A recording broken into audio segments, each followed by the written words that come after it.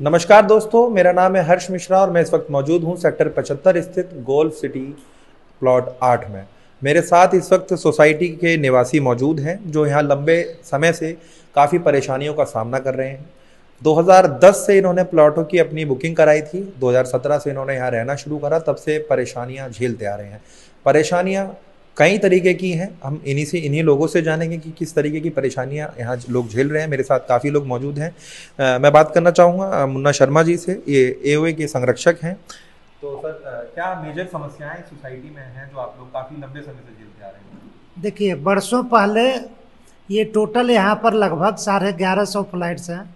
तो 1150 बायर्स ने कई साल पहले 2010 में ही ये लॉन्च हुआ था और 14 तक इसको पूरा बन जाना था, पोजीशन देना था।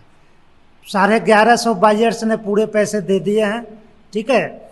लेकिन चूंकि ये नोएडा प्राधिकरण के पास Aims Max Gardenia Developers Private Limited, जो गोल्फ सिटी प्लॉट 8 सोसाइटी का डेवलपर है, उसके यहाँ करोड़ों रुपया बकाया है। तो नोएडा प्राधिकरण कहती है कि ये जब तक बिल्डर बकाया पैसा नहीं चुकाएगा तब तक हम ना तो ओसी देंगे ना रजिस्ट्री देंगे, क्योंकि अगर हम ड्यूज लेने से पहले दे दिए तो बिल्डर भाग जाएगा और प्राधिकरण बकाया पैसा नहीं ले पाएगा, ठीक है। तो इस कारण से वो ओसीसीसी नहीं दे रही है, इस कारण से रजिस्ट्री नहीं हो रही है और नोएडा प्राधिकरण बिल्डर से वो पैसे ले नहीं पा रहा है। तो 1150 जो बायर्स हैं यहाँ, वो बुरी तरह से फंसे हैं।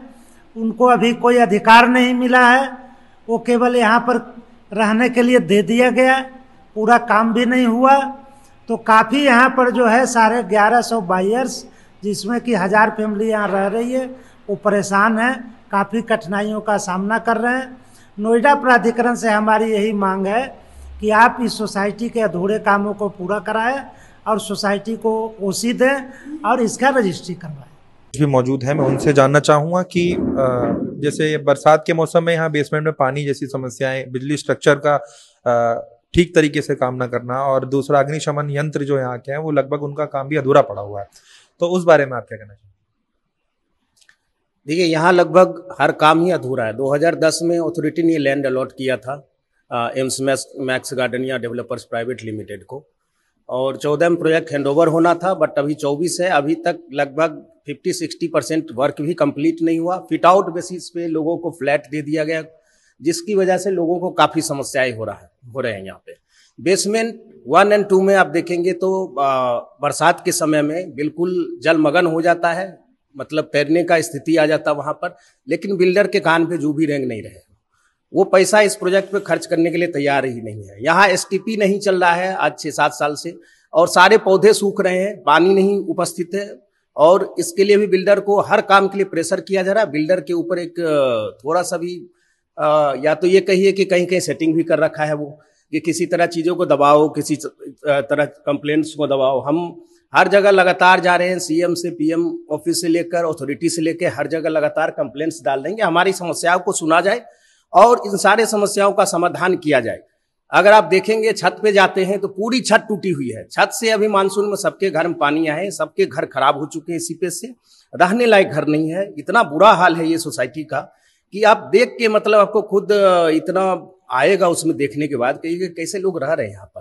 तो इन सारी समस्याओं को देखते हुए, और दूसरा HIJ टावर है जिसमें फायर फाइटिंग एग्जिट गेट नहीं दिया गया है, वहाँ इलीगल मार्केट बना दिया गया, और ये भी बिल्डर के द्वारा बनाया गया है, जिससे उस टावर की समस्याएं बरकरार है।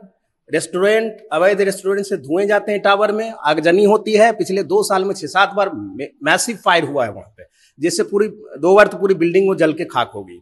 इसके बावजूद भी सिस्टम अथॉरिटी सबको समझना चाहिए कि यहाँ से अवैध जो रेस्टोरेंट है, दुकान है, इनको तोड़कर हटाया जाना चाहिए, लेकिन अभी तक उस पर भी कोई कार्रवाई नहीं हुई है।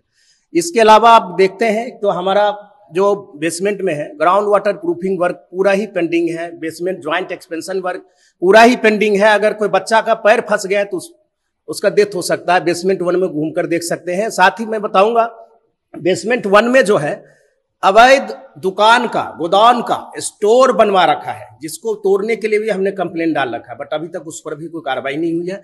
तो पूरी सोसाइटी जो है एक ग्रिप में है, मतलब इलीगल और समझिए निगेटिव एलिमेंट्स के ग्रिप में है। आसपास कुछ दलाल भी हैं, बिल्डर्स के, और अलग अलग जहां जहां जिसने इन्वेस्टर्स इन्वेस्ट किया, उनसे धमकियां भी यहाँ आती है कि क्यों बोलते हो बिल्डर को काम करने के लिए, क्यों कंप्लेन करते हो, इस तरह की चीजें भी आ रही है। धमकियां आती है कि बाहर निकलोगे तो फिर आप लोगों पर कार्रवाई की जाएगी, इस ढंग से धमकी आना अब शुरू हो गए हैं।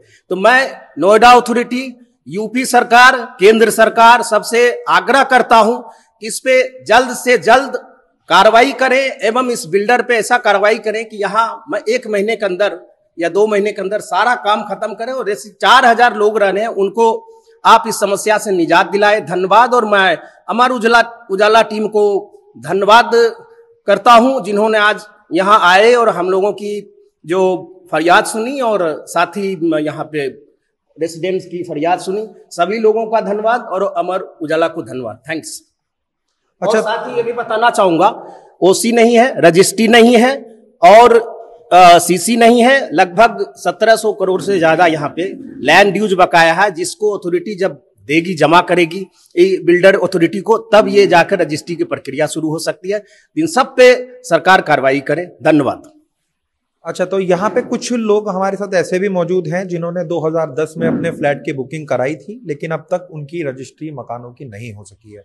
तो मैम, मैं आपसे जानना चाहूँगा, आपने कब फ्लैट की बुकिंग कराई थी?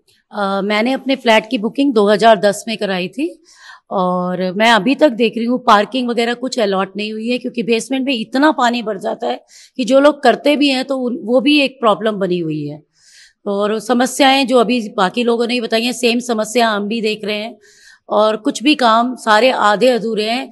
जो भी काम हुआ है वो अभी 2 साल से जब एओ आई है, जितना भी काम हुआ है वो उनके द्वारा हुआ है, जो हम देख रहे हैं, और हम उसको अप्रिशिएट भी करते हैं। क्योंकि जब मैं 2022 में यहाँ पर आई थी तो बहुत ज़्यादा ही समस्याएं थी।